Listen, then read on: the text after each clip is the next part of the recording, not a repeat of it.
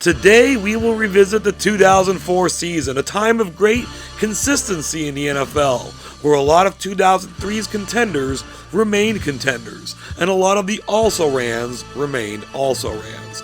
And that consistency remained right at the top, where the New England Patriots became the second team in NFL history to win 3 Super Bowls in a 4-season span, joining the Dallas Cowboys of 1992 through 1995.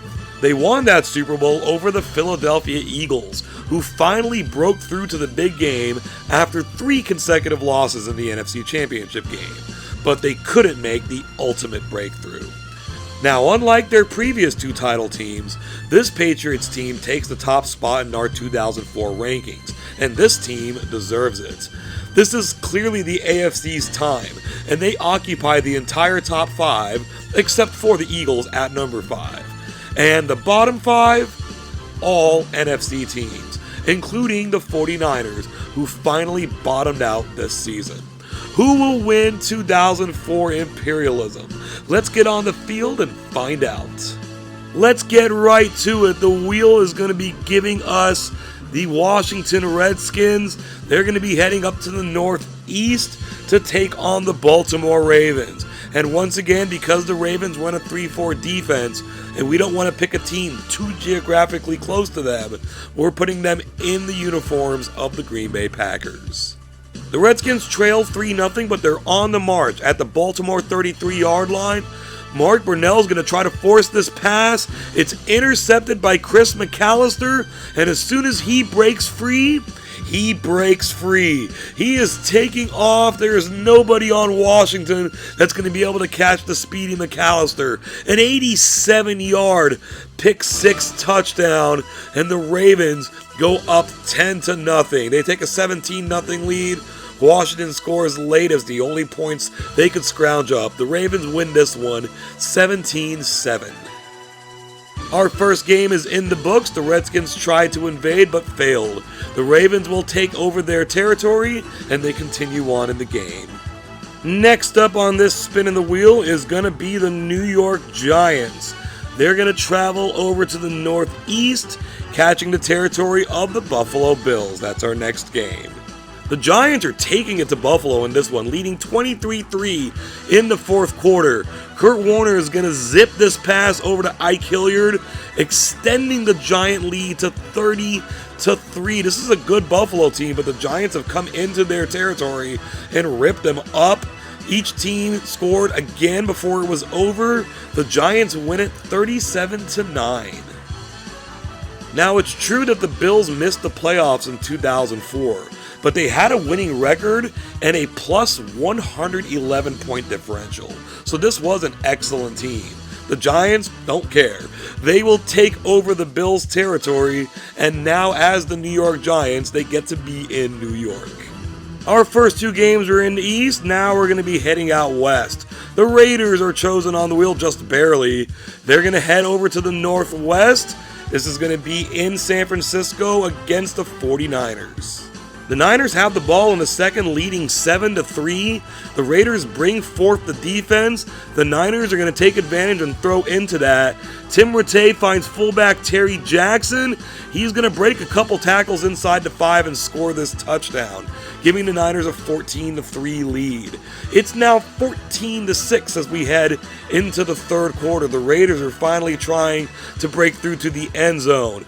Amos Zaraway is going to glide his way in. The Raiders do finally break through. With the extra point, it's going to be 14-13, and it's now going to be 21-13 in the fourth. The Raiders have Rich Gannon in at quarterback for the injured Kerry Collins. On third down, he's going to try to fire this ball downfield, but it's knocked away at the line. So the Raiders are going to bring out Sebastian Janikowski. 44-yard attempt, his third of the game, and it's a little shaky, but it goes through, and it's his third make of the game. It's 21-16. The Raiders are going to line up for an onside kick. It's going around. The Niners recover. It's Eric Heitman, and he still has the ball. He's running off with it, and Raiders are trying to get him down. It's going to be run back for a touchdown here by Heitman.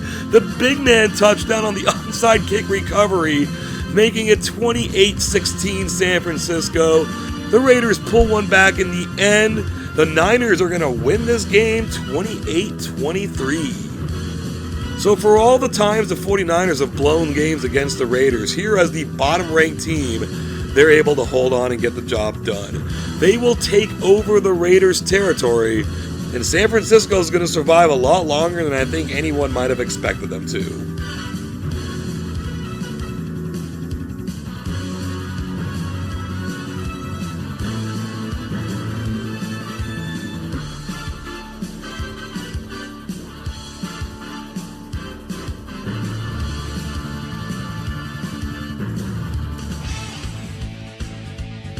After some expansion, we're getting back on the field. The Tampa Bay Buccaneers head down to face the Miami Dolphins. Tampa holds a 10-0 second quarter lead. From the Miami 13, this pitch goes to Michael Pittman, beats everyone around the edge and avoids a tackler to get into the end zone for the touchdown. This was just the beginning of Tampa Bay's dominance of this game. 17-0 with that score. Our final score will be 38-3.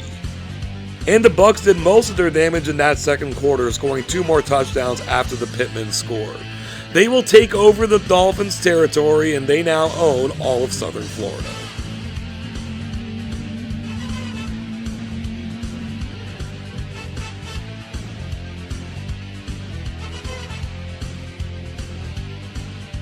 We're going to be getting the high-flying Indianapolis Colts onto the field. They're going to Cleveland to take on the Browns.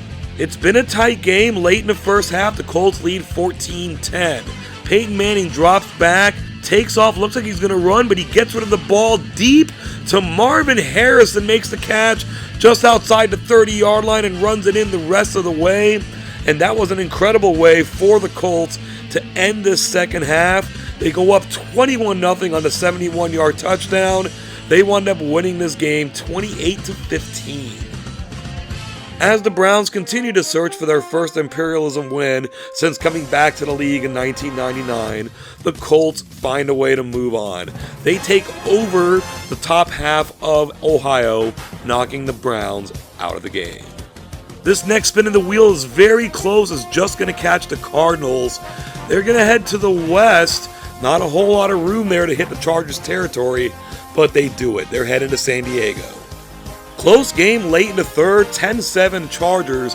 On 3rd and 1, the direct snap to LaDainian Tomlinson gets swallowed whole. So Nate Kading is going to come out to try to extend this to a 6-point lead. This 46-yard field goal is good. So it is 13-7. The Cardinals march it all the way down to the 6-yard line before getting knocked back. 3rd and goal from the 12. Josh McCown's holding on to the ball too long. He takes a sack, so now Neil Rackers will come out to try to cut the lead back to 3. His 39-yard field goal is good. So it's up to the Cardinals defense now, down by 3. The Chargers have moved it to the 41-yard line. Drew Brees is going to fire this pass out to Eric Parker.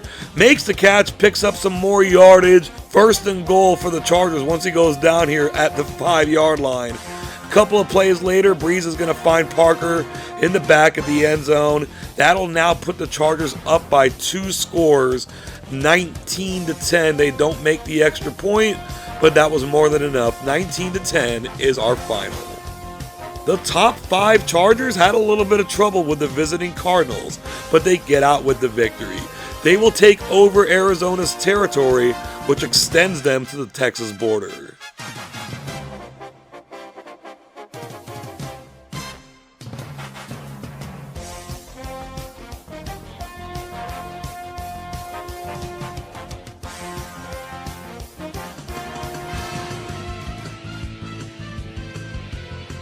The Lions have a hankering to go to Green Bay, so that's what they're going to do to take on the Packers.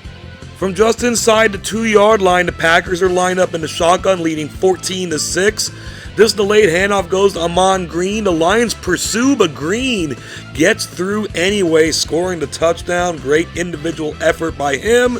The Packers extend their lead to 21-6. A touchdown exchange toward the end of the game leads to our final score of 28-13. Not much the Lions could do here. The Packers are simply a better team. Green Bay will take over their territory, giving us now our 7th elimination.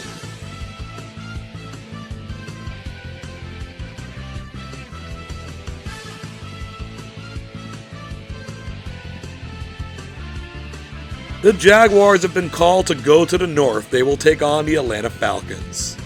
The Jags hold on to a 4-point lead in the fourth quarter. Fred Taylor runs this up the middle, gets through several defenders. He's taken off. They're going to catch him, take him down for a 32-yard gain. One play later, after a sack on second down, they're going to go to Taylor again. Breaks a tackle in the backfield. He's going to break another one downfield, and he's got it the rest of the way. That was back-to-back 32-yard runs for Fred Taylor, the second one going in for the touchdown. The Jaguars extend out to a 21-10 lead, and they will hold on for that final score victory. The Jaguars were able to hold down the Falcon running game, including quarterback Michael Vick. In doing so, they take over the Falcons' territory, and they've moved deeper into the map. We're headed back out west. This wheel's going to land on the Denver Broncos. The arrow takes them southeast, but not east enough to avoid the Chargers' territory. That's going to be our next game. Time's ticking away in the first half. The Chargers lead by 3, and they're inside the 10-yard line. Drew Brees drops back, quickly dumps it off to LaDainian Tomlinson. He will do the rest. What a weapon he is out of the backfield, both running and receiving.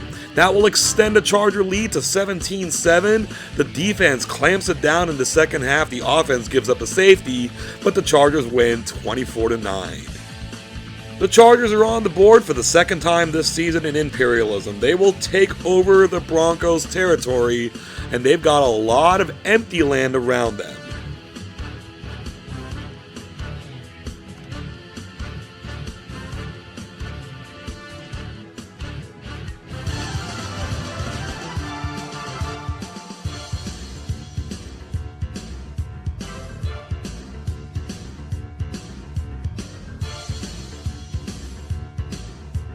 We got in some expansion there, but now the Pittsburgh Steelers, the 15-1 Steelers, are heading up to face the New York Giants.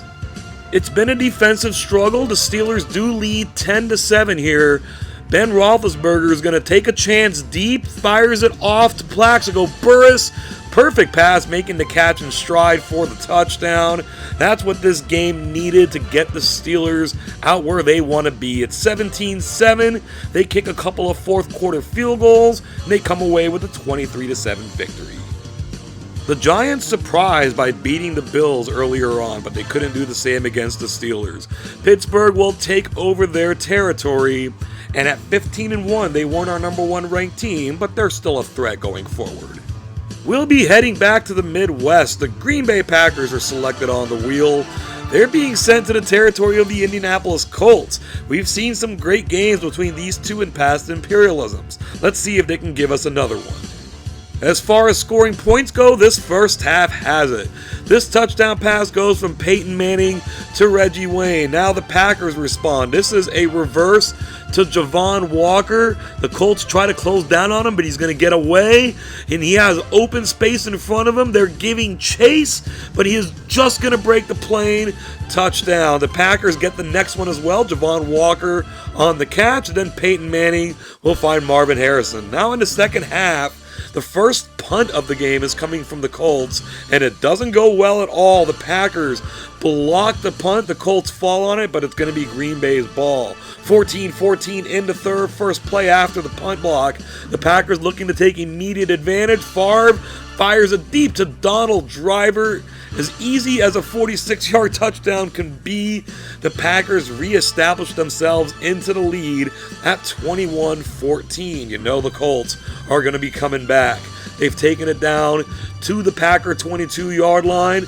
The draw play goes to Edgerrin James. Up the middle, cuts back inside and scores the touchdown. We are tied at 21. Each team has scored one touchdown in each of the first three quarters. We now head to the fourth. It's Green Bay's turn. They're facing a 3rd and 1. This pitch goes to Amon Green. The Colts defense makes the stop. The Packers are going to go for the field goal. It's 4th and short, but they're going to try this from 47. Ryan Longwell is going to boot it through. It's 24-21. Now Indianapolis. From their own 42, just under 4 minutes to go, Manning's going to take a deep shot here to Marvin Harrison. What a catch between 3 defenders. Actually picks up a little bit more. They moved it down to the 5-yard line. Field goal ties it. Touchdown takes the lead. Direct snap goes to Edgerrin James. He's got nothing but open field in front of him. Gets in for the score, and for the first time since 7-0, Indianapolis has the lead. It's 28-24. The Packers now from their own 39. It's 3rd and 14. Brett Favre throws it downfield to Donald. Driver's got a step, makes the catch, but that ball is out. Idris Bashir forces the fumble. The Colts will recover. They're going to add on another touchdown for good measure, and they were able to pull away in the end and win this game 35-24. The Packers certainly kept the Colts on their toes, but didn't have enough firepower in the end. The Colts will take over the Packers' territory, and we've seen plenty of action from our top 5 teams this season, and so far, they're showing out on the field. Next up on the wheel will be the New Orleans Saints. The arrow's going to take them straight north, and that's going to hit that little land between them and the St. Louis Rams. Now, the Rams are maybe the most unique team we've ever seen. They had a winning record, they won their division, they made the playoffs, they won a playoff game, yet they're still a bottom 5 team. Let's see how that translates in imperialism. They've certainly still got offensive firepower. They lead 21-20 into 4th. Off the play action, Mark Bulger fires deep to Isaac Bruce, makes the catch in stride and scores the touchdown. The Rams push their lead up to 28-20. It's now on the Saints to start their comeback. They're down at their own 16-yard line. The pitch is going to go to Deuce McAllister. He finds the edge, picks up the first down, but the ball is jarred loose. Kevin Garrett, reserve defensive back, gets that forced fumble. The Rams recover. On the very next play, this handoff goes to Marshall Faulk. He is held up at the 5, but he breaks free and scores. In a manner of 3 plays, the Rams extend from 21-20 to 35-20. The Saints get a touchdown, the Rams get one back, and they will walk away with the 42-27 victory. They are a bottom 5 team, but they can score some points. They scored 42 in this one. They take over the Saints' territory, and we're now down to 20 teams remaining.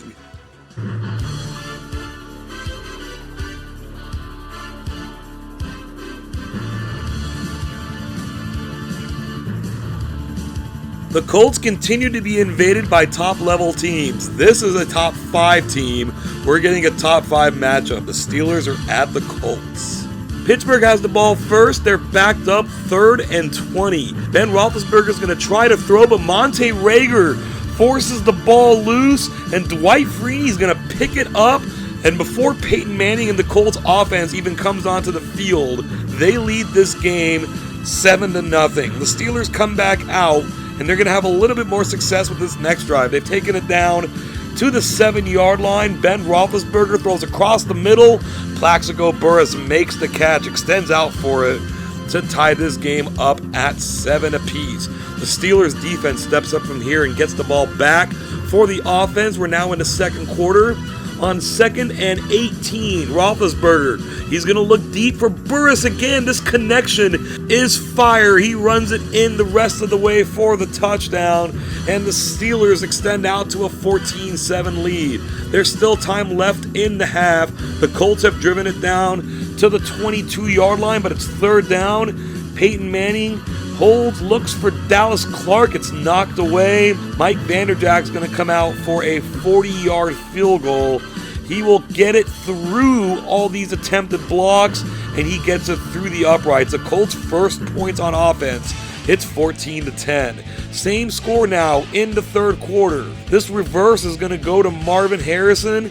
He's going to get around the end trying to pick up extra yards, but Chris Hoke hustles down and forces the fumble. The Steelers will pick it up, and they have not gone down yet. They're going to be running this back. Indy will finally chase them down at the 15. Now their defense steps up, forcing a 3rd and 23, but Ben wants to go deep. He's going to look for Hines Ward, but it's overthrown, knocked away, leading to a field goal. It's now fourth quarter, 17-10. From the 12, Manning holds. He will let it go at the last second. Reggie Wayne will make the catch. The Colts have finally scored an offensive touchdown, and with the extra point, this game is tied at 17 apiece. The Steelers have moved the ball down to the Colt 35. This pitch goes to Deuce Staley.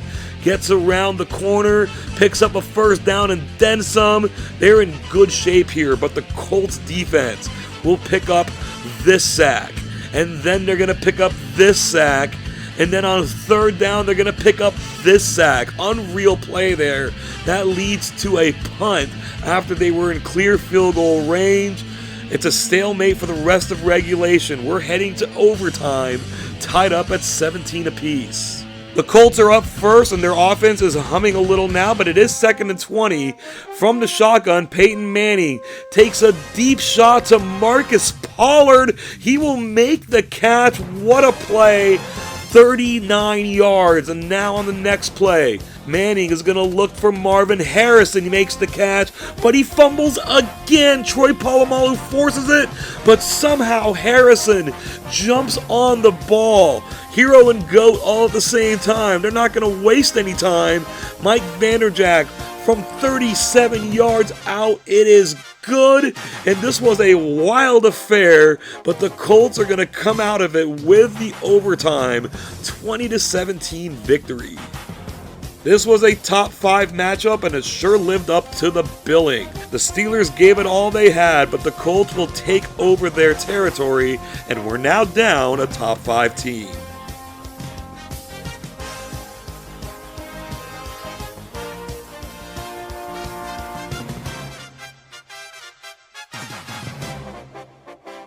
No rest for the Colts here. Now they're going to be welcoming the Cincinnati Bengals. But they've had an easier time of things. They lead 21-7 late in the first half. Edgerrin James takes the handoff around left end, spins away, runs it down. The Bengals will get him, but it's too late. He's crossed into the end zone, extending the Colts lead out to 28-7. Now, outside of the second quarter, the Bengals literally played the Colts even, but that second quarter happened, and the Colts win it 45-24. No NFL game is easy, but after taking on the Steelers, maybe this one was a little easier. The Colts will take over the Bengals' territory, and they just keep on winning. The wheel's going to be taking us just past the Cowboys to the Chargers, but the arrow is going to take us back to the Cowboys. Top 5 versus bottom 5. San Diego goes to Dallas. We're in the second quarter. The Chargers lead 7-3 from just behind midfield. Play action to Tomlinson. The defense bites, and Eric Parker is going to catch a deep pass. He is just going to be able to get into the end zone. 7-3 becomes 14-3, the Chargers lead. Now the Cowboys are getting back into this game. They've driven it down to the 11-yard line. Julius Jones is going to go up the middle, break a couple of tackles, and score the touchdown, letting the Chargers know they're still in this. It's 14-10. There's still some time left in the half. Tim Dwight is going to take this kickoff, looking to break off something big, but he runs into the Cowboys special teams unit and they jar the ball loose, and Dallas will recover. On the very next play, Vinny Testaverde finds Quincy Morgan for the touchdown. Dallas has taken the lead here. It's 17-14. The Chargers are on their heels a little bit, but they're at the exact same spot where they just scored their touchdown from. And it looks like they're going to run the exact same play deep to Eric Parker, but this time the Cowboys are able to take him down. That leads to a field goal. We're tied at the half, 17 apiece. In the third quarter, Dallas is again moving the ball. Testaverde throws across the middle. Jason Witten makes a great catch in traffic. They've taken it down to the 2-yard line. They're going to be throwing the ball to swing pass to fullback Richie Anderson, and the Cowboys get back into the lead at 24-17. The upset bug is very much in the air. The Chargers have taken it now to the 31-yard line of Dallas. LaDainian Tomlinson off left tackle, cuts it back inside, and there are the Jets. Dallas is not going to catch them. Well, they almost do, but Tomlinson will tie this game up at 24-all. That's our score in the fourth quarter, and the Cowboys are now going to be on the march. On 3rd and 8, Testaverde looks for Keyshawn Johnson. He will make the catch, keeping the drive alive. Now it's 2nd down with 2:26 left to go. Vinny drops back. He's going to look for Jason Witten, but Terrence Keel is there for the interception.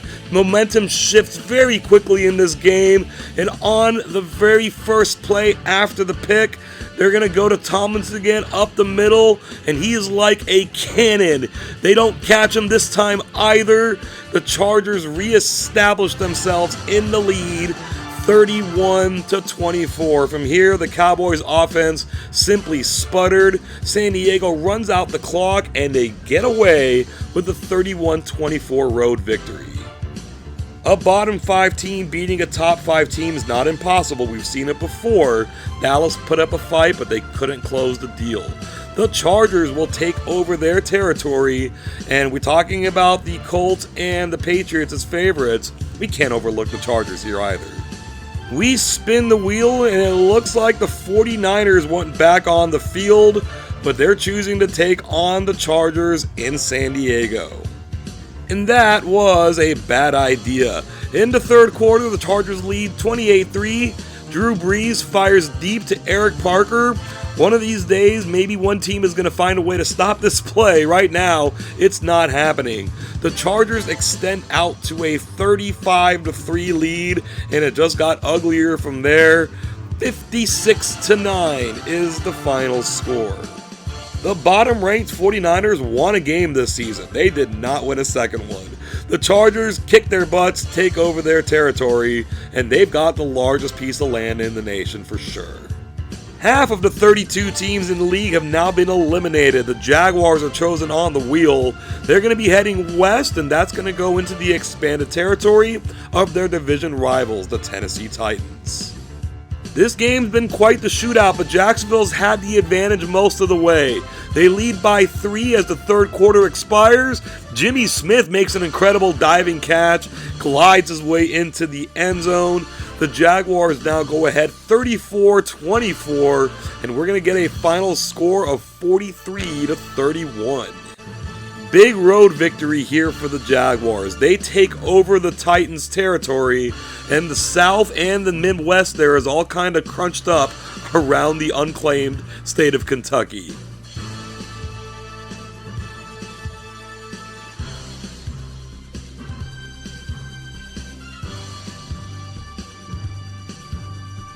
We need a photo finish on this one. The arrow's just going to catch the corner of the Eagles' territory. That may have hit the Patriots' territory. It also may have hit Vermont. But either way, we're getting yet another top 5 matchup involving the Colts, this time against the Eagles.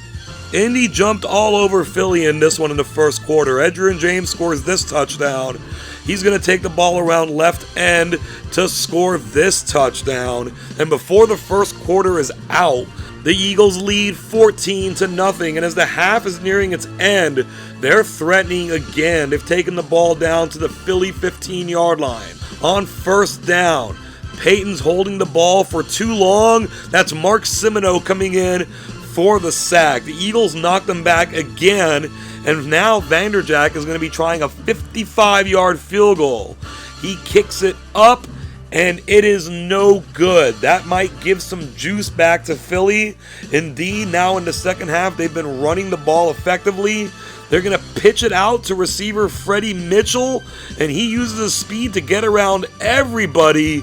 Brian Westbrook did most of the work on this drive, but Mitchell gets the touchdown, and now the Eagles have cut it down to 14-7. Can their defense keep up the momentum? They've got the Colts down to 3rd and 18. Peyton Manning scans the field, finds Marvin Harrison. He will pick up the first down and quite a bit more. And that play may have just been the backbreaker for the Eagles defense. Indy takes it down to the goal line. The direct snap is going to go to Edgerrin James. walking in for his third touchdown of the game. The Colts take a 20-7 lead. It stays 20-7. The extra point gets blocked. The Eagles score one very late to make the score look a little closer, but the Colts go into Philly and win 20-14. The Colts are taking care of business, getting through the Packers, the Steelers, and now the Eagles. They take over Philly's territory. It's tough to say whether or not they're the favorite, but they sure are playing like it. Our next spin of the wheel is going to make things really easy. It lands on the Buccaneers. There's only one place for them to go, Jacksonville, to face the Jaguars. Trailing by 7, the Bucs face a 4th and 1. Marcus Stroud is going to break through the line and take down Brian Griese, giving the ball back to the Jaguars. On 3rd and 1, with backup quarterback David Garrard in there, Fred Taylor goes up the middle and breaks through everybody, and he's taking off. The Bucs defense gives pursuit. They finally get him down at the 17-yard line. They've now taken it to the 6. It's 2nd and goal. Once again to Taylor up the middle, leaps and hops his way into the end zone. Looks like he's auditioning for the Olympics there. That'll put the Jaguars up 21-7. The Buccaneers score very late to make it look closer.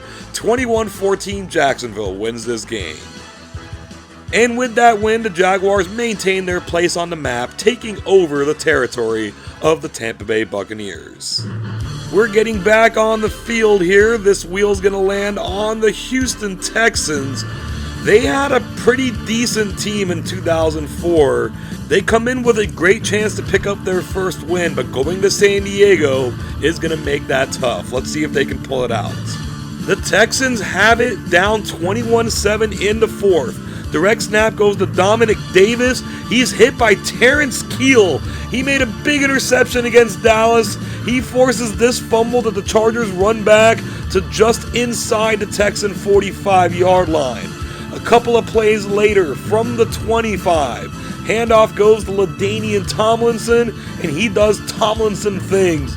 Untouched into the end zone, and the Texans had their chance, but it slipped away. The Chargers lead 28-7, and the game got away from here. They wind up with a dominant 42-15 victory. The Texans did indeed make some strides in their 3rd season, getting up to 7-9. Had they gone east and played teams like the Saints or the Rams, they would have had a much better shot. Going to San Diego didn't work.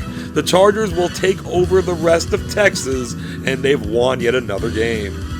The wheel looks for new blood, finding the Minnesota Vikings. The arrow sends them to the southeast, and once again, we're settling in Indianapolis. Vikings at Colts.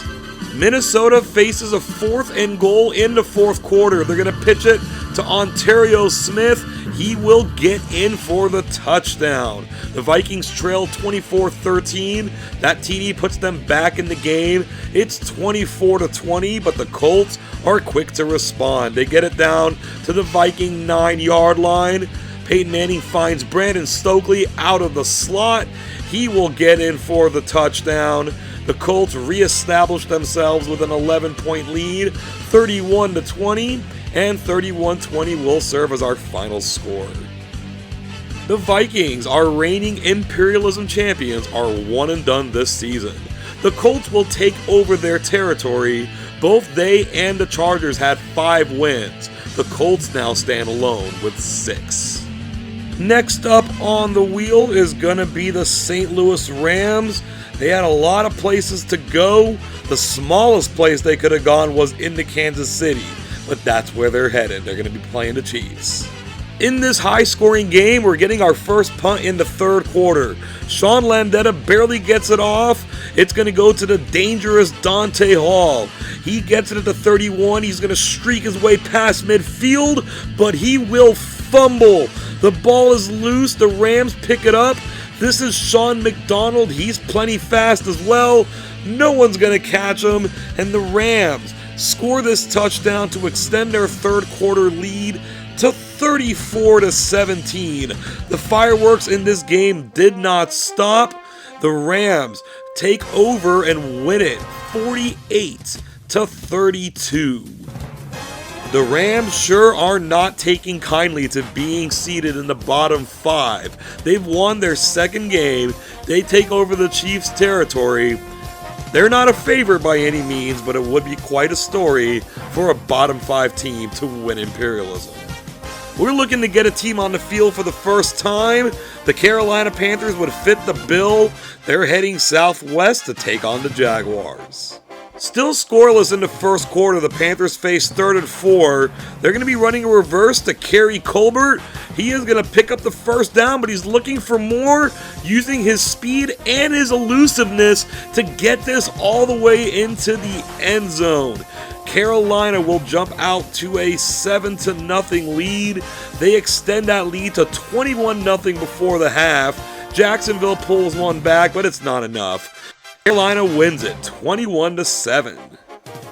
And for the second straight season, the Panthers go into Jacksonville and win. They will take over their territory, and they have now announced their presence in the game. We're getting something really interesting here. The Colts are selected by the wheel. They're going to head to the southeast. So for the first time in Imperialism, the Colts are heading to Baltimore, the city they left behind in 1984, to take on the Ravens. The Ravens will continue wearing the uniforms of the Green Bay Packers. The Ravens lead 7-3, but the Colts are on the doorstep. Peyton Manning looks for and finds Reggie Wayne to give the Colts the lead once again at 10-7. They're going to kick 3 second quarter field goals. It's 19-7 in the third quarter, but the Ravens are right at the goal line. This pitch to Chester Taylor will be for a touchdown. The Ravens cut the lead down to 19-14. Now Indy is on the march. They've taken it inside the Raven 40-yard line. Peyton Manning drops back to pass, looks for Marcus Pollard. He is crunched the second he catches the ball by Raymond Walls. And the Ravens will pick up the fumble. The crowd's going crazy here. He is continuing to run this back to about the 35. The Ravens have backup quarterback Cordell Stewart in there. He drops back. Travis Taylor delays his route. Stewart drops a perfect pass, and Taylor gets it down inside the 35. We're now in the fourth quarter. It's 3rd and 9. Stewart is going to be looking for his tight end, but he throws it behind him, and Mike Doss makes the interception. The Colts take over, play keep away for most of the rest of the quarter. The Ravens have a last gasp desperation 4th down. Cordell's got an arm. He's going to fire it deep to Travis Taylor, but Anthony Floyd is there to make the interception. He eventually goes down here. Time will expire. The Colts go into Baltimore, break the hearts of all the fans, winning this game 19-14. This, unfortunately for the Ravens, happened to them in the 2006 season when the Colts traveled to Baltimore in the playoffs and beat them there as well. Indianapolis will take over Baltimore's territory. We're down to 8 teams, 4 of which have not yet seen the field.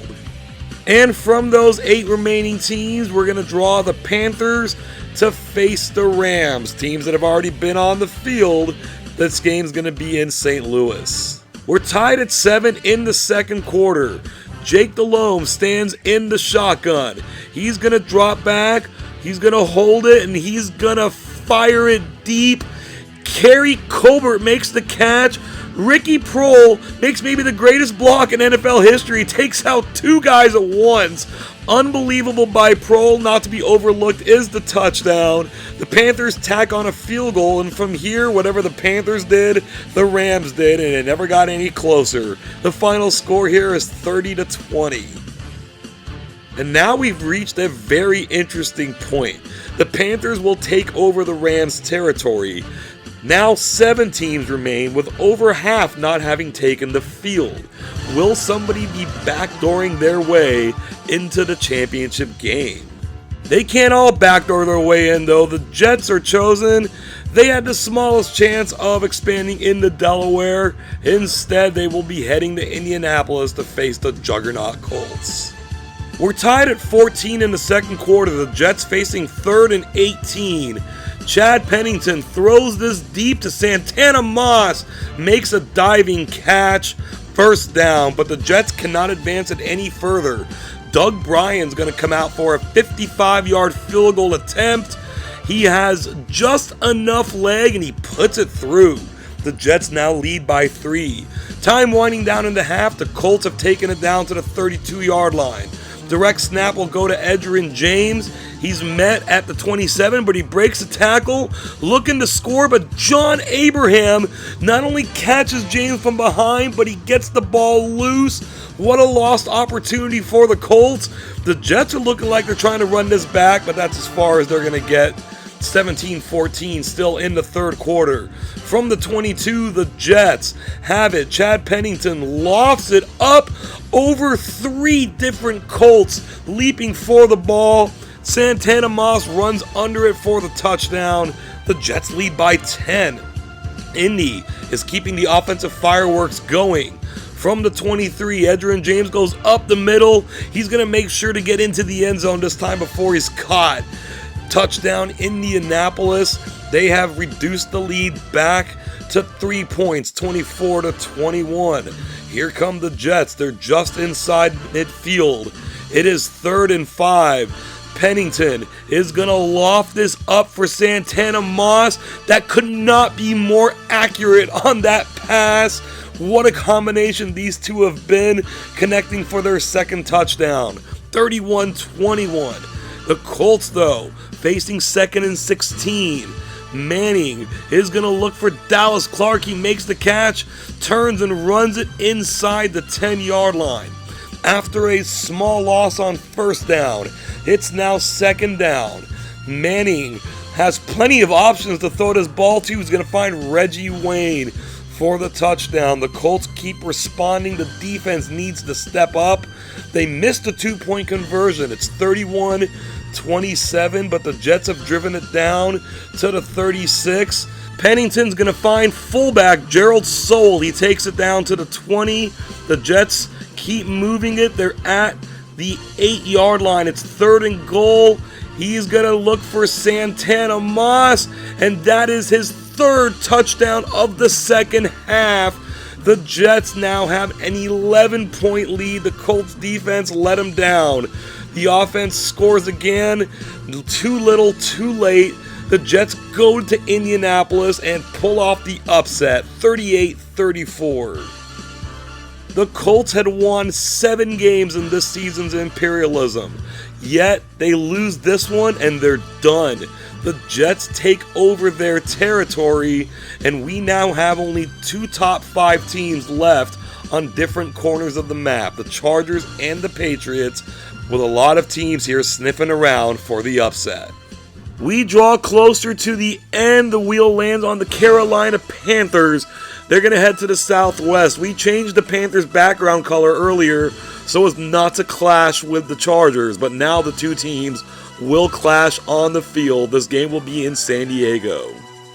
The Panthers waste little time getting into scoring position, and from that position, this pass will go to Muhsin Muhammad, and the Panthers jump out to a 7-0 lead. Muhammad bodies the defender to catch the touchdown.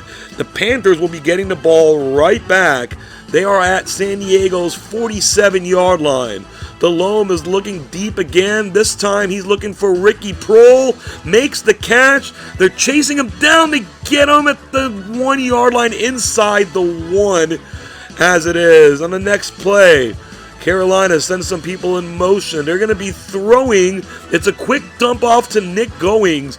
And in the first quarter, the Panthers have jumped out to a 14-0 lead. The good news for the Chargers, though, it's very early in the game. In fact, here we are still in the first. It's 3rd and 19. The play action, even on 3rd and 19, works. The pass gets out to Eric Parker. This play has been deadly for the Chargers throughout all of Imperialism. They get him down at about the 3-yard line. After a loss, it's now 2nd and goal from the 7. Breeze rolls out, looks for Tomlinson, makes a diving catch in the end zone. Again, what a weapon he is. And just like that, the Chargers have cut the lead down. We're going to move ahead to the second quarter, late in the second quarter actually. Delhomme is going to hand this off to Nick Goings. He cuts back inside, makes a nice pickup here. The Panthers are perhaps looking to get into field goal range. With 41 seconds remaining, they're going to run a reverse to Kerry Colbert. We've seen this work for a touchdown earlier. It's not going to work that well this time, but as far as field goal range goes, it certainly did. With time ticking away, John Casey will just make this 47-yard field goal. 17-7 at the half. The Chargers now facing 3rd and 15. Apparently this is where they like to be. Tomlinson up the middle had the capability to pick it up, but instead will make this a more manageable field goal from 45 yards out. Nate Kading. This is also shaky, but it's in. The lead is back down to 7 points. The Chargers have it back. They are kind of in field goal range again. Breeze drops back on the delayed route, goes to Eric Parker, makes a guy miss, and he's going to get down inside the 1. He almost scored. Time for a goal line stand though. This pass is incomplete on first down. On second down to snap to Tomlinson. Does not work. On third down, they're going to throw to Lorenzo Neal incomplete. And the Chargers are going to settle for the field goal here. 20 yards out is good. The lead is now down to 4. Can the Panthers salt this game away? They've got 3rd and 16 back inside their own 15. Jake Delhomme's going to look deep for Kerry Colbert, and it's knocked away. The Chargers' faith in their defense has paid off. 1:06 to go. They have it at their own 42. The play action to Tomlinson turns into a pass to Tomlinson. He is tiptoeing down the sideline, makes an incredible play there. Big pickup of 31 yards. 30 seconds left to go. They're going to run Tomlinson up the middle. Minimal gain. Now 19 seconds remain. Drew Brees is going to look across the middle of the field. I have no idea how Eric Parker made that catch, but he did. And we're now down to 2 seconds left. This is the entire game. Play action. Parker. Touchdown, Chargers. This play has devastated everybody all season long. The Chargers take their first lead of the game with zeros on the clock. The comeback is complete. The Chargers, in a thriller, win this game 20-17. I guess we can call them the Cardiac Chargers. They've won a couple of games in blowout fashion, yes, but they've provided some amazing nail-biters, and they're coming out on the right side of all of them. They will take over Carolina's territory. They own a large swath of land, and until the Patriots get on the field, we're saying the Chargers have got to be the favorite. And for the first time, this wheel is going to be landing on the Chicago Bears, and they're heading to the southeast. If they went a little further south, they would have actually expanded into Kentucky. Instead, they're going to hit the territory of the Jets. Let's see how they respond after their win over the Colts. They responded very well. After a couple of very close games, this one was not that. Chad Pennington lifts it deep to Santana Moss. Until somebody stops that combination, it's going to be a long day for whoever they're playing. That made it 20-0, and it was an epic blowout. 48-0 is our final score. That was this season's first shutout, and the Jets did it on the backs of 5 interceptions by 5 different defenders. The Bears came, they saw, they left. The Jets take over their territory, and we're down to our final 4, including our 2 teams in the corners of the country who haven't played a game yet.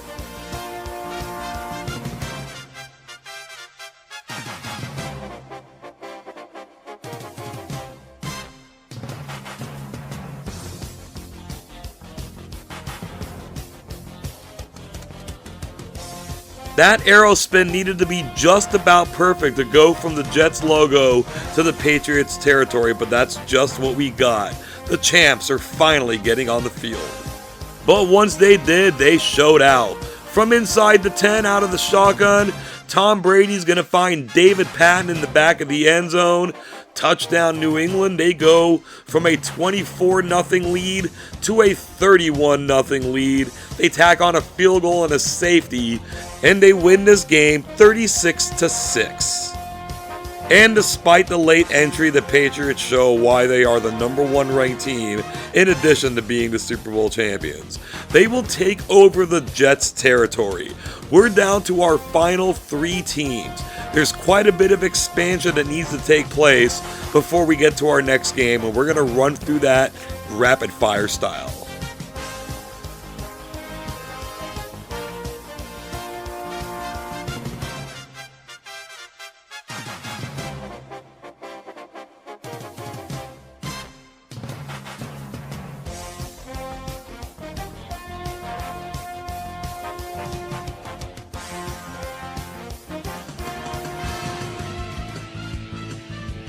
The Seahawks will just miss having another expansion, instead creeping into the territory of the New England Patriots. The San Diego Chargers are on to the Imperialism title game for only the 2nd time in their history.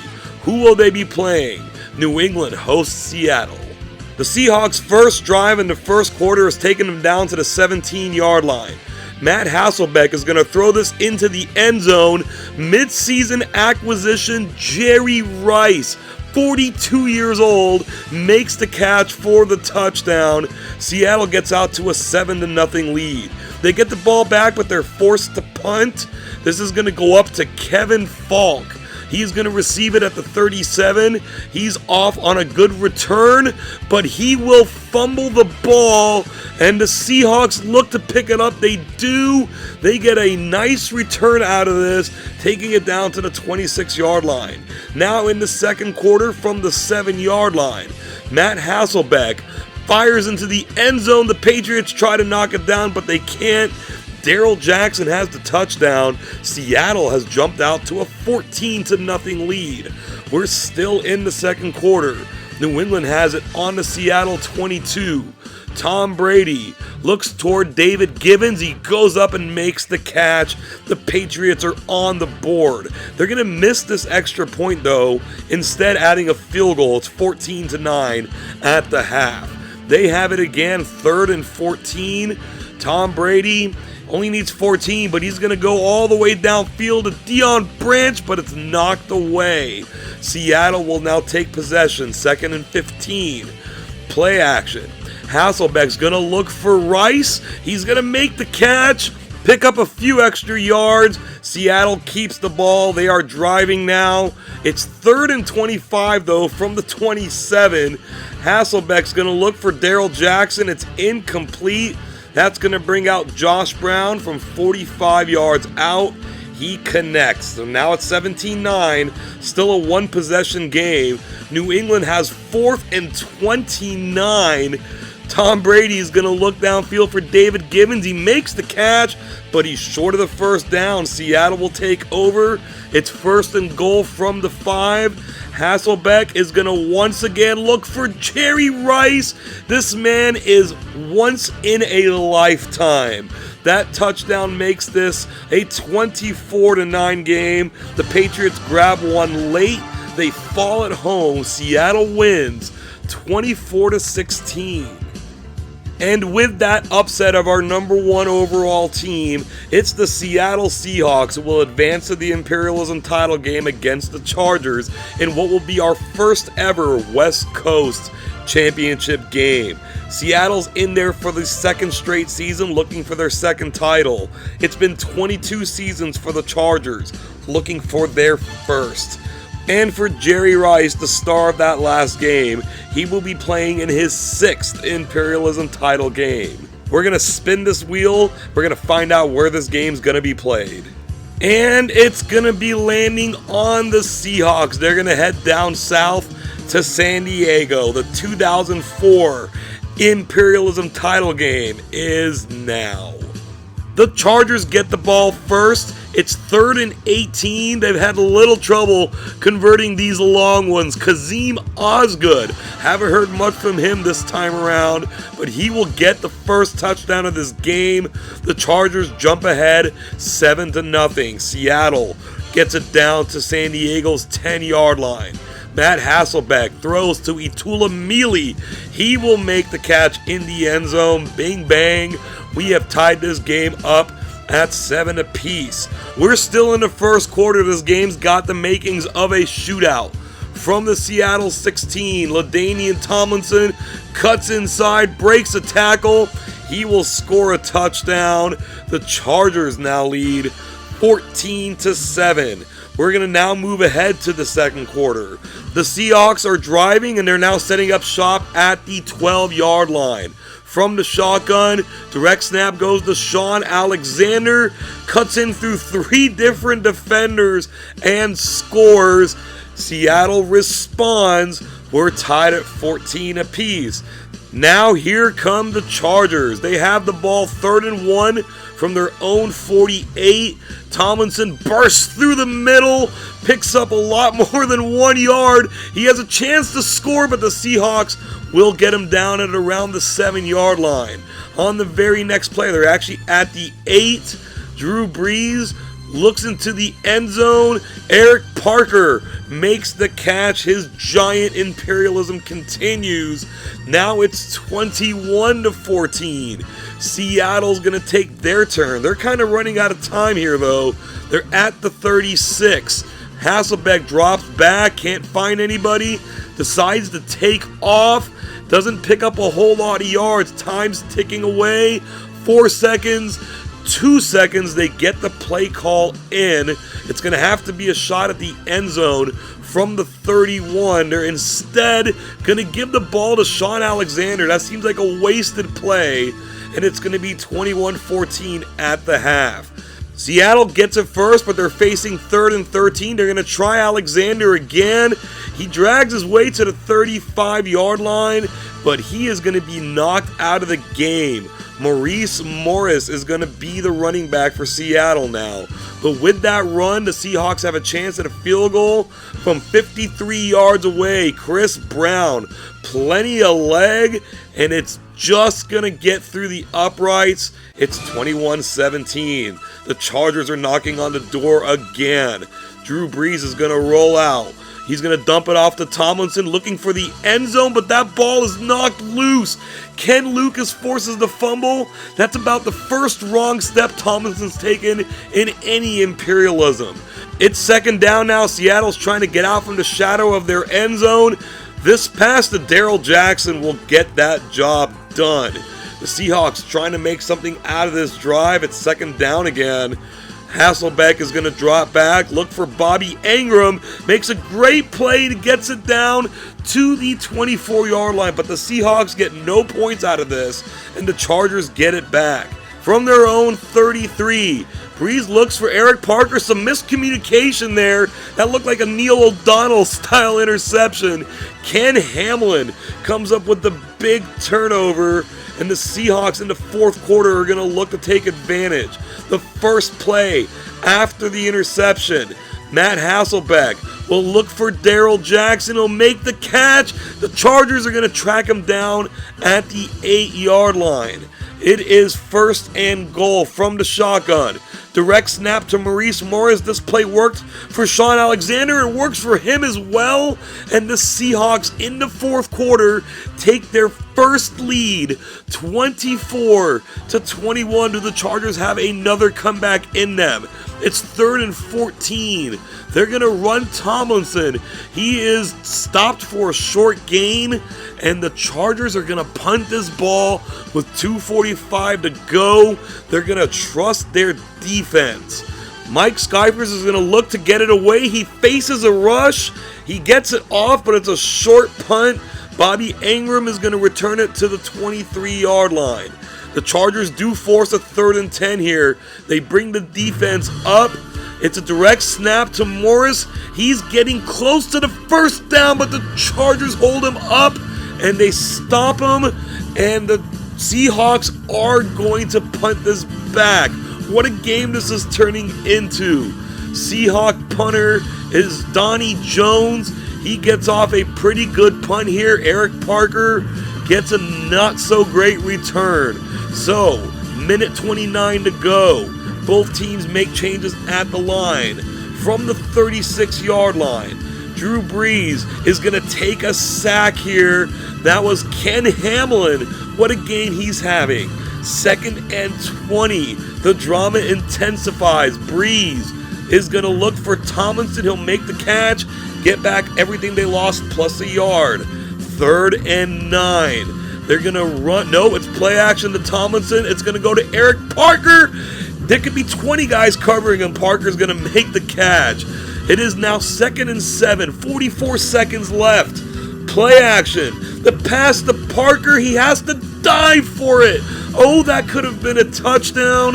And because of that, San Diego has to settle for this very short field goal. But Kading will make it. And for the first time ever, our Imperialism Championship game is heading to overtime, tied up at 24 apiece. Woo! Here comes the all-important coin toss. The Chargers win it, and they are going to choose to receive it, of course. They have the ball 3rd and 15. This is familiar territory. They pitch it to Tomlinson. The Seahawks didn't look ready for it, but they stop him just before he gets the first. And the Chargers are going to run out the punt team again and trust their defense. Mike Skyfers doesn't feel the rush this time and gets off a much better punt. Bobby Engram receives at the 6-yard line, and he only gets it out to about the 13. After a short loss, it's 2nd and 12. Matt Hasselbeck tries to scramble, but Donnie Edwards forces the ball loose. It's bouncing around. The Chargers recover it. Zeke Moreno is trying to get loose. He doesn't, and immediately they're going to bring out Kading. If he makes this kick, the Chargers are champions. It's only 23 yards. He runs up and boots it. It is good. And the Chargers in this Imperialism have been amazing to watch, and they give us about the best ending we could ask for. In overtime, 27-24, the Chargers win. Look at this map. The Chargers have won Imperialism and are champions. And after some of the games they've been through, you can't say they don't deserve it. When the Cowboys won their 3 Super Bowls in 4 seasons, they could never win in any of those Imperialism seasons. In fact, they never even made a championship game. So too is the fate of the New England Patriots. It just goes to show how much coaching really means in the NFL. Whereas Bill Belichick could lead these teams to victory, with the Chargers taking the Imperialism crown this season, it is the second time a Marty Schottenheimer coached team has pulled a trick, including the 1992 victory by the Kansas City Chiefs. For the Seattle Seahawks, it is their 2nd consecutive season taking a loss in the title game and their 3rd title game loss overall. That's not to say that this Chargers team isn't talented. They boast arguably the best running back of the 21st century in LaDainian Tomlinson, running behind a road-grading offensive line, led by the monstrous Tonio Finotti and the tactician Nick Hardwick. This Imperialism was an absolute breakout for wide receiver Eric Parker. He took it up more than a notch, several notches, and made catch after catch to keep the Chargers alive. And they have Antonio Gates, a tight end, who hasn't even yet reached the peak of his powers. The defense simply isn't as good as the offense, in all honesty, especially given the losses of Junior Seau and Rodney Harrison in recent seasons. But they came up big in Imperialism when they were needed the most. The Chargers had some comebacks, and all comebacks start with defense.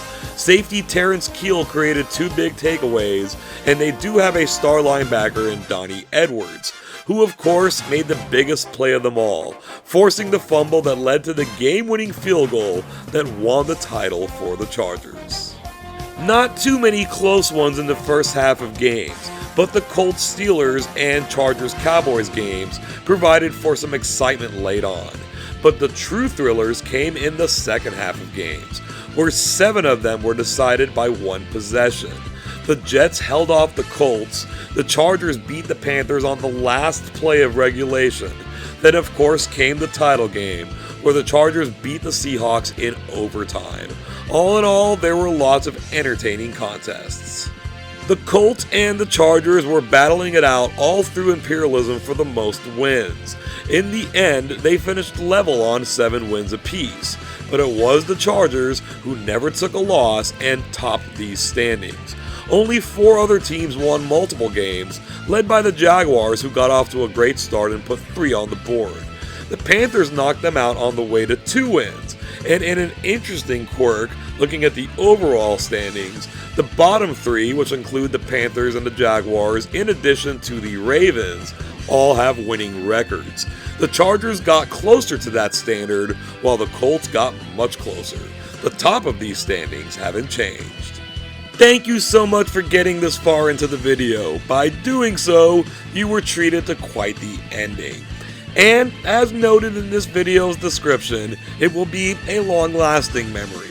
As we did after our 20th Imperialism, the series will be going on hiatus. We did 19 of them this time, and when we return, we will have 20 more all the way through the 2024 season, which as of recording has yet to be played. The channel will still be going strong though, which will be aided by your likes and shares of this video.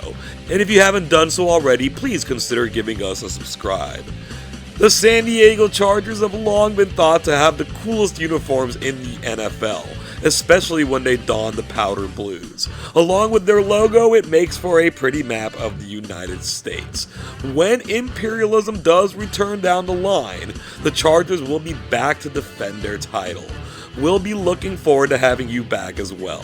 Thank you again so very much, and until next time, I hope you have an awesome day.